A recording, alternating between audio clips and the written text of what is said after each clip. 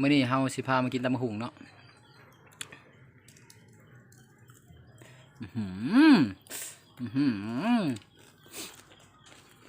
ไม่ได้กู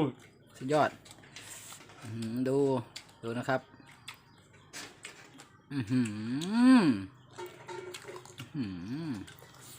แซ่บ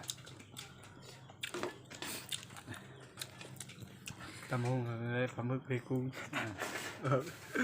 ของไว้ของบ่ท่าวะ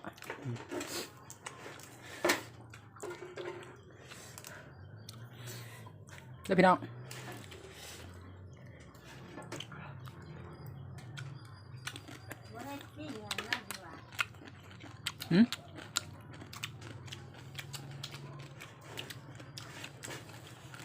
มากินข้าวอีกแล้ว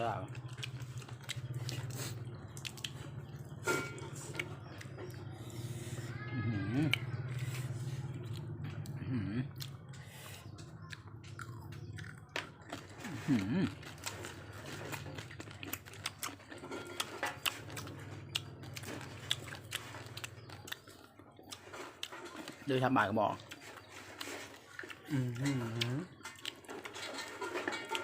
กินแบบบัวลายกินมันเผ็ดมากท่านผู้ชม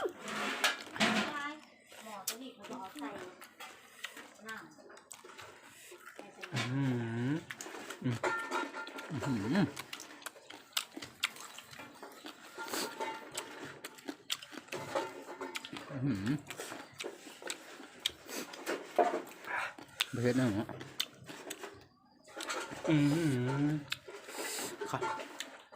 ข้าวปะโอเคมาก่อน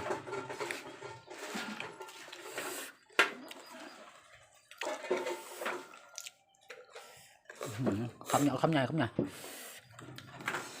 ญ่เลยเนี่ย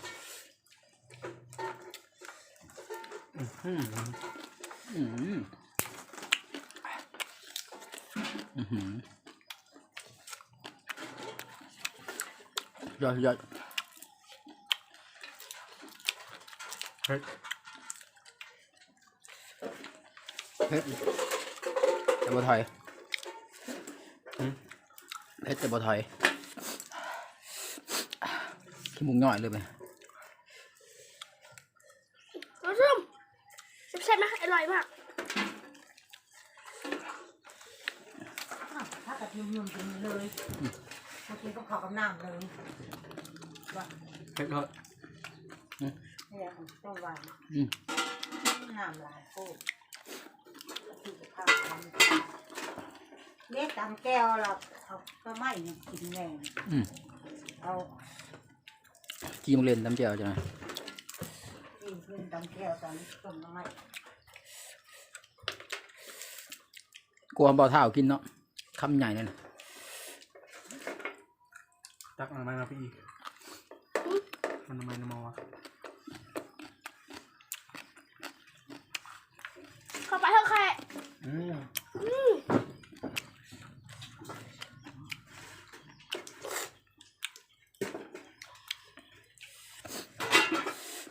มาท่านผู้ชม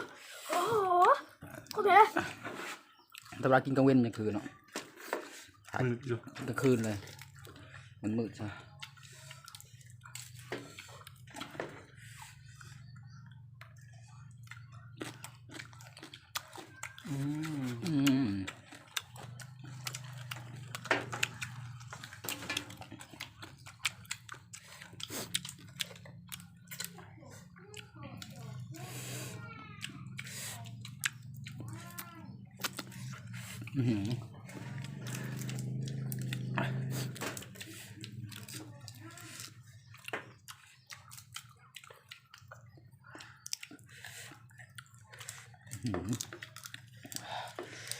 เผ็ด